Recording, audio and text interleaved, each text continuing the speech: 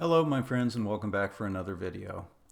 This is a follow-on to a video that I put out, it's probably been a couple of months now, on the hardware modifications that I was making to my 5.1 Mac Pro to prepare for macOS Sequoia.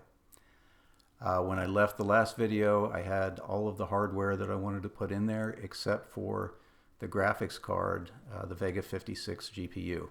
I had that on order, it was in the mail, and I promised a follow-up video when I got the Vega 56 in, so that's what this is. I don't want to be like a typical YouTuber and tell you that there's some serious problem with it and try to make you watch till the rest of the video to find out what it is. I'm just going to tell you right out front. The Vega 56 or the Vega 56, the Vega 64, or the Radeon 7 are not supported with hardware acceleration in macOS Ventura Plus. So Ventura, Sonoma, Sequoia, no hardware acceleration in the Vega series GPUs using OpenCore Legacy Patcher.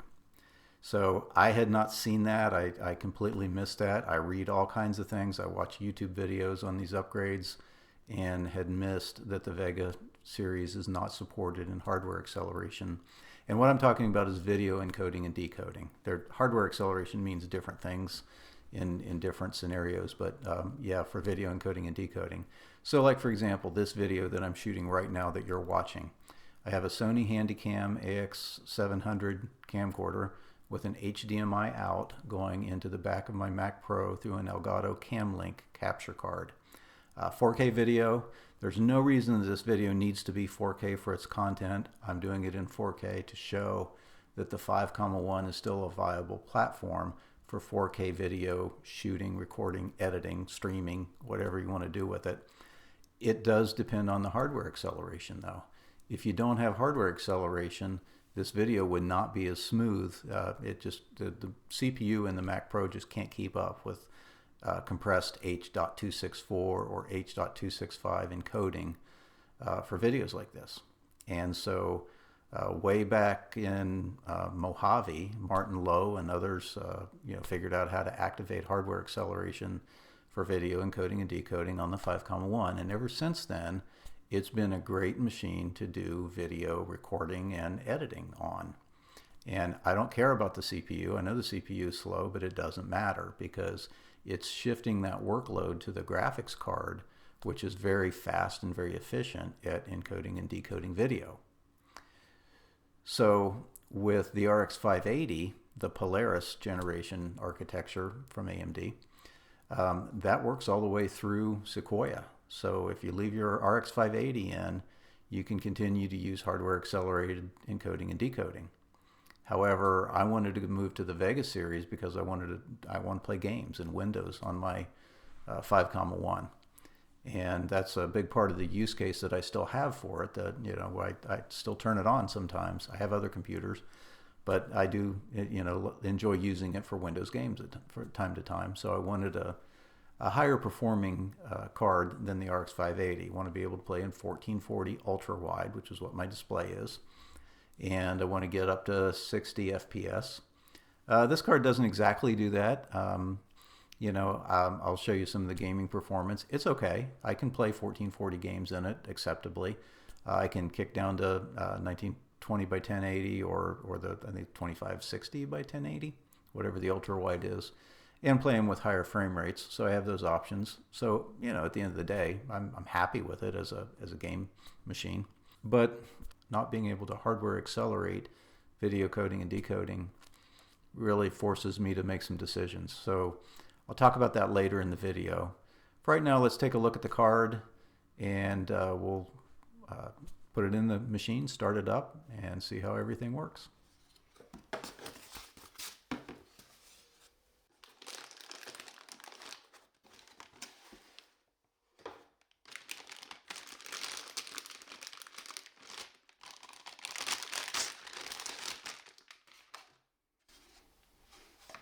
And there it is. From the pictures on the eBay, I couldn't tell if this was a metal enclosure, but I do believe it is a metal enclosure. Pretty rigid anyway. So it arrived in excellent condition. Upside down there. So let's talk about how we're going to power this. I am just going to use the backplane connectors on the Mac Pro. I'm going to go ahead and use an EVGA PowerLink. I'm going to have to set this up to fit it, but it has two 8-pin connections on top, and this actually will fit it. That's funny. I had this set up for an RX 6800 I used to have, and I still have the RX 6800, but it looks like it'll just fit perfectly without adjustment. Fits right in there. I can snap it right in.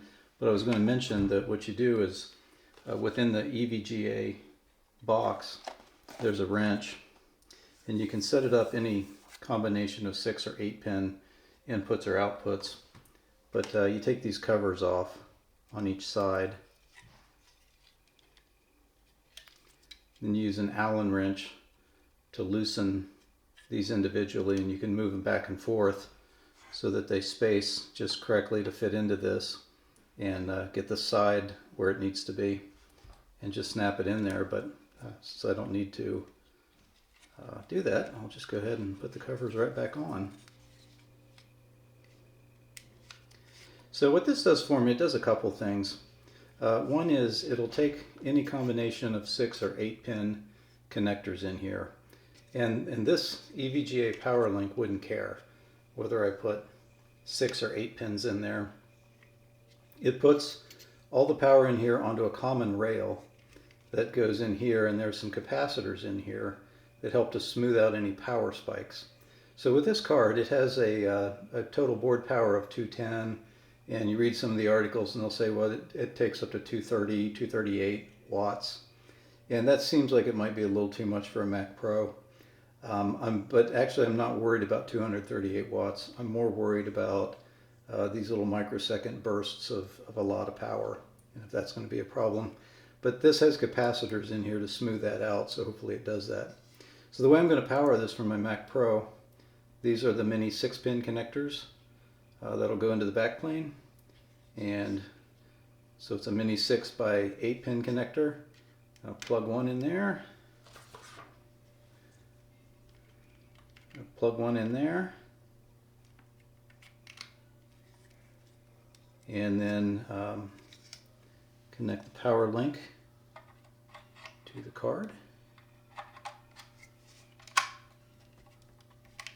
Sure my little covers are back on, and so that's what it'll look like going into the machine. And we'll start by taking the old RX 580 out. Moving this back moves this pin back, which releases the latch on the card. And then this little plate. This has thumb screws on it, but this GPU makes it hard to reach this thumb screw and get any force on it. Wait, it's going a little. It's going a little. Okay, got it off. So this little plate with a couple of screws holds the PCIe card in place. So I'll take the power off the RX 580. Put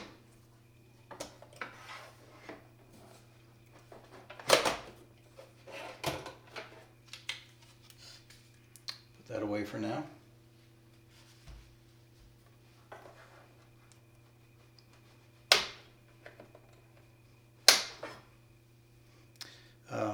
Mini 6-pin, dual mini 6-pin by 8-pin GPU connector, typical to use for the RX 580. I actually could leave this in and use it for the new card, which would give it a single 8-pin into the EVGA PowerLink. That would work fine if I wanted to. Just keep this with the RX 580 for now. So with this being a fairly long card, I am a little concerned about how much room it's going to have for this extra length here with the PowerLink, but we'll see how that goes. Usually when you put these cards in, it's always best to connect the backplane connectors before lowering the card in, because it sure is hard to reach them once you have the card in there.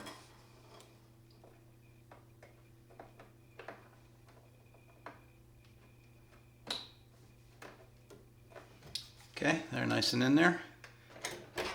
See if I can put that in. There we go. Put that end in first. There, that actually fit pretty nice. So the cables go, I can lean this in while I get some light in there. The cables go just into this fan shroud a little bit, but not clear back to where the fan is. So I think that's going to work okay. Not a problem, but there is lots of extra cable length that just is going to have to sit there in the case. So anyway, let's get it lowered into the slot. There we go. And pull that forward, so you see that little rod moves. That's going to lock in the back of it. It fits in there perfectly. One of the things I love about the Mac Pro is when you take the side panel off, you don't see cables everywhere like you see with a normal Windows PC. I always like that clean look.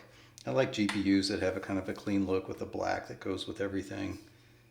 So I like this. So yeah, we'll go ahead and put this little hold down back in and then fire up the computer and see how it does.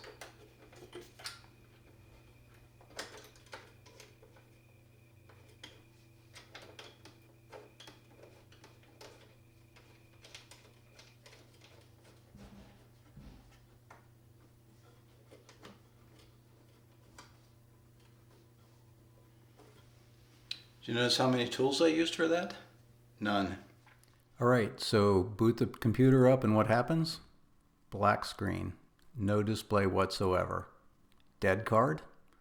Well, I tried something else. I've actually had this happen before and I kind of knew what to do. Hold down Command R to boot into recovery mode. Once the drivers for recovery mode load in, I have a display. Recovery mode seems to work fine after the display drivers have loaded. So I know it's not a card issue as much as it is of pre-boot graphics or pre-boot display issue. What OpenCore does is it boots, it waits about 5 seconds, or you can change the default time that it waits. But then it'll boot into your primary operating system, whichever you picked in your OpenCore boot picker as your primary OS. And I have mine set to Sequoia. Now Sequoia doesn't load in drivers and everything until after you type your password in. You have to do that early on in the boot sequence for Sequoia. So I just waited for a minute after startup, typed my password in, can't see anything, just typed it in blind. And sure enough, a minute later, the graphics drivers load in and I have display. Of course, at this point, I have an OpenCore build that was based on the previous RX 580. So my display is very low resolution and the mouse movements are very laggy, no graphics acceleration for moving things on the screen. So I needed to rebuild my OpenCore. So I went into the OpenCore Patcher app and rebuilt OpenCore and then restarted the machine, applied the root patches, and that patches, the drivers for the Vega have to be patched by OpenCore, because the original, the drivers that are in Mac OS require AVX2 instructions, so OpenCore takes care of that.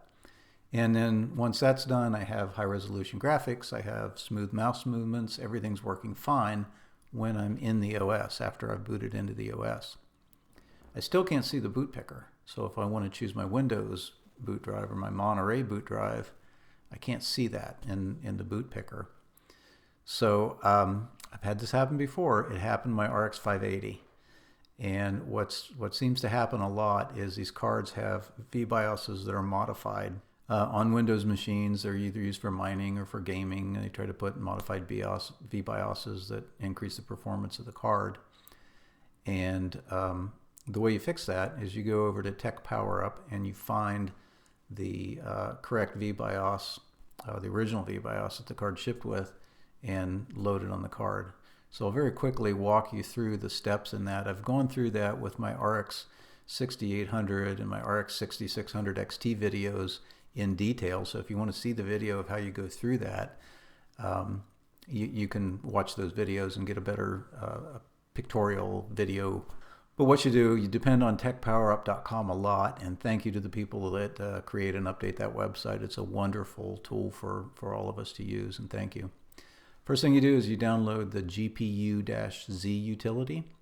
That's going to do two things for us. One, it's going to show us the device ID of our graphics card, And then the other thing it does is it lets you save the existing graphic card's VBIOS down just in case we're ever going to need it again. So we download that, save it in a safe place.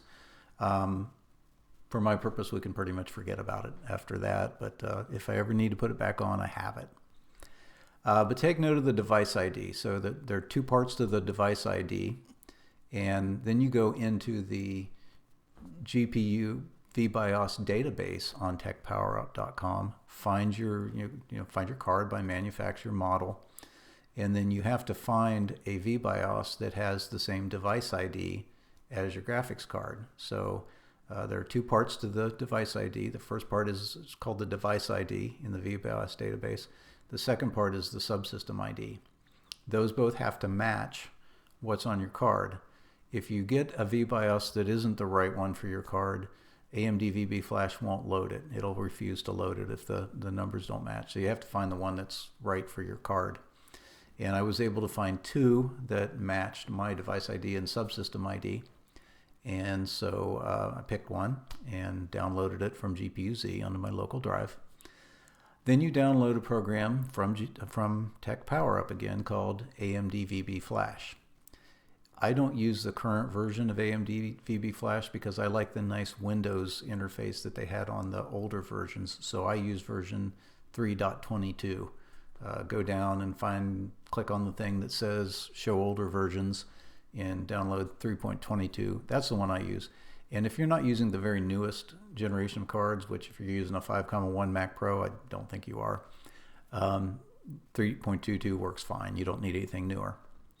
So read the instructions for AMDVBFlash. It's a three-step process.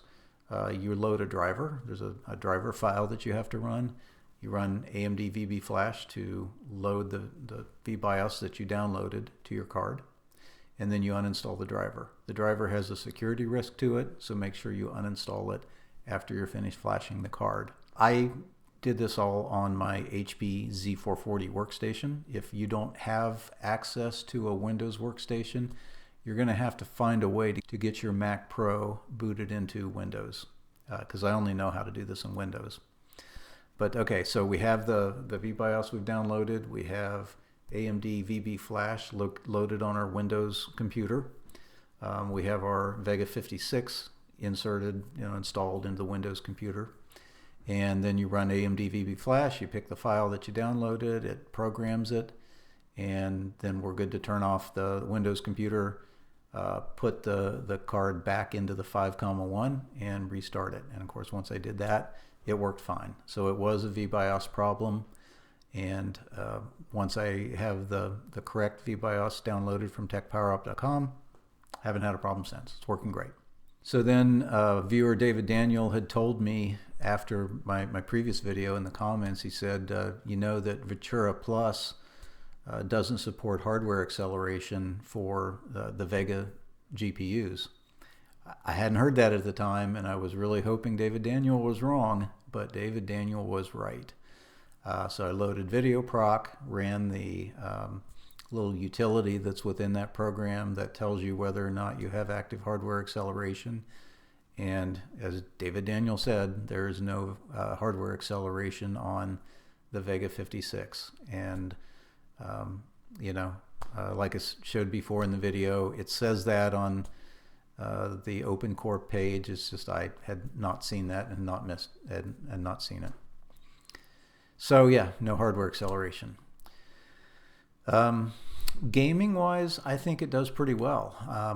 I've played a few games. I've played Flight Simulator, which I think we all agree is the highest and best use of a personal computer. And it works okay. I mean, I'm getting high 40 FPS performance on, 3440 by 1440 and medium settings. So it's okay. My Z440 runs better, runs faster, it's less CPU bound.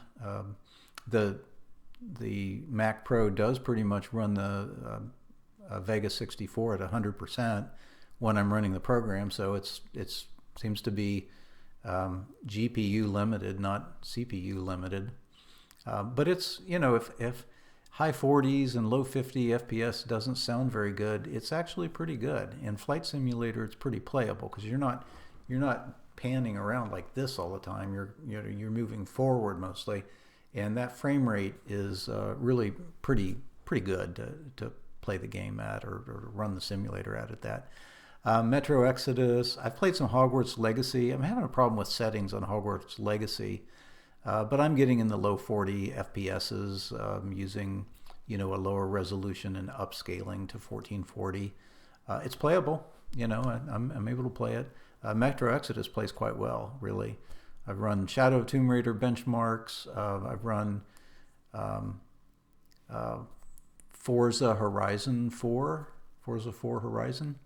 That plays very well. 3440 by 1440 ultra settings, and that maxes out the FPS of this monitor really easy. So gaming performance I'm happy with. It's not, look, somebody's going to say in the comments that I'm trying to pretend like these old systems and old GPUs are, equal to modern systems. Of course they're not.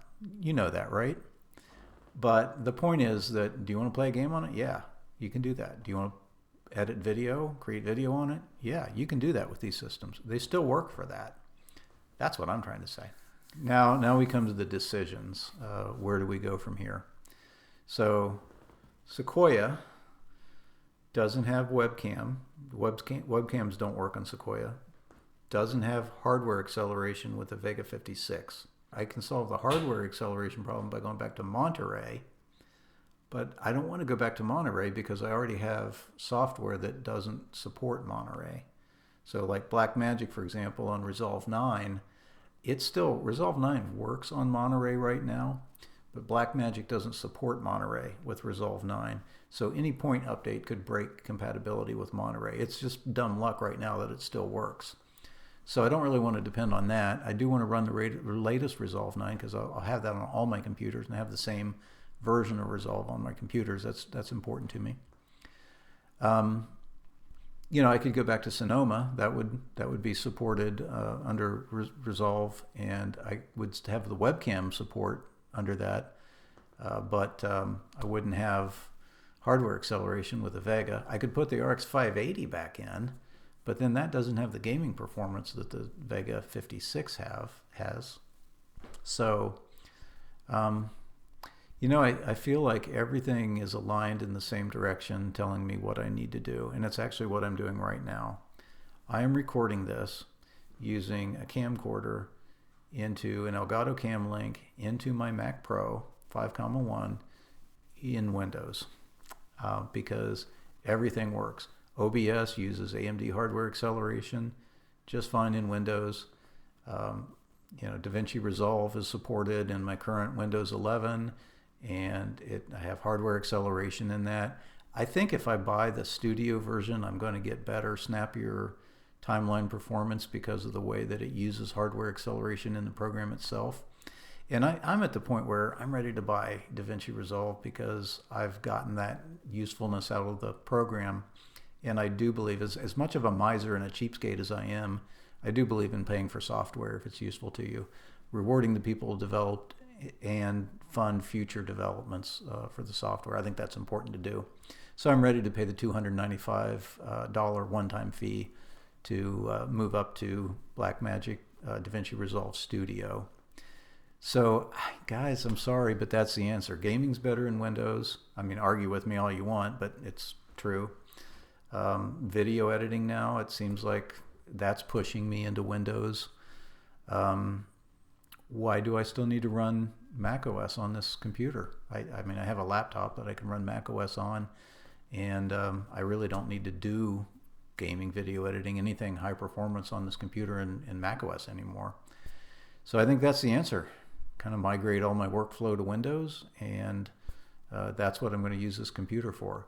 I'll still run Sequoia on it in case I want to get into maybe iCloud things or things like that, as maybe as a backup to my laptop or something. But yeah, I think that's the conclusion of this video, is that my beautiful Macintosh Pro from 2010 is now primarily a Windows computer. I know a lot of you aren't going to like that conclusion, but that's where we are. Thanks for watching.